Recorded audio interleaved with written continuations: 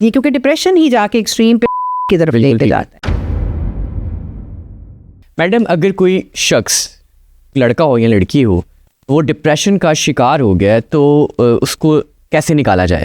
اچھا دیکھیں، اگر کوئی شخص ڈپریشن کا شکار ہو گیا تو پہلے تو ہمیں اس کی علامات دیکھنے کی ضرورت ہے نا کہ ڈپریشن ہوتا کیا ہے نا. بالکل ڈپریشن ہوتا ہے. ہاں ڈپریشن ہوتا ہے، اس کی کیا علامات. تو ایک شخص اگر جو ہے اچھا خاصا پہلے ہنستا کھیلتا تھا، سب کے ساتھ بیٹھتا اٹھتا تھا، اس کی ایپیٹائٹ ٹھیک تھی، اس کی سلیپ ٹھیک تھی، وہ اپنی یوزول سرگرمیاں کر رہا تھا، وہ ایک دم سے وہ شخص جو ہے وہ اب علیحدہ رہنا شروع ہو گیا ہے، اس کا موڈ بہت چڑچڑا یا بہت اداس رہتا ہے، وہ پہلے والی چیزیں جیسے دوستوں کے ساتھ پھرنا اور گپے لگانا وہ کرنا اس سے چھوڑ دی ہے اور وہ آئسولیشن میں جاتا جا رہا ہے، اکیلا رہنا شروع. اس کی جو تھنکنگ ہے وہ بہت نیگیٹو ہے. جیسے کسی دوست نے مذاق کیا تو اس پہ بھی اس کو پہلے وہ ایسا نہیں تھا، لیکن ایک دم سے وہ ہر چیز کو بہت محسوس کرنے لگ گیا ہے، سڑتا کٹتا رہتا ہے. ایگزیکٹلی بہت سینسٹیو ہوتا جا رہا ہے، خوشی نہیں محسوس کرتا.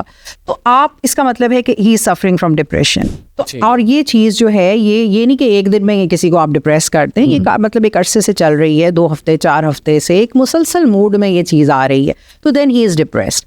کرنا کیا چاہیے؟ یونیورسٹی میں کوئی بچہ ہے، کیونکہ ہم یوتھ کے بارے میں دیکھیں تو کم از کم اس کے فرینڈس کو اس کو جا کے یونیورسٹی میں کئی کاؤنسلنگ سینٹرز ہیں، ٹھیک ہے، وہاں پہ ریفر کریں. کوئی ٹیچر اگر آبزرو کر رہا ہے کہ ایک بچہ اچھا خاصا پہلے بڑا جوائے تھا، اس کو کیا ہو گیا، تو وہ جا کے اس کے بارے میں اس سے پوچھیں، اس کو بٹھائیں، ٹھیک ہے. تو توجہ دیں ان چیزوں کو جتنی توجہ دیں گے اتنے ہی سوسائڈ والے جو یہ واقعات ہیں، یہ کیونکہ ڈپریشن ہی جا کے ایکسٹریم پہ کی طرف لے کے جاتا ہے.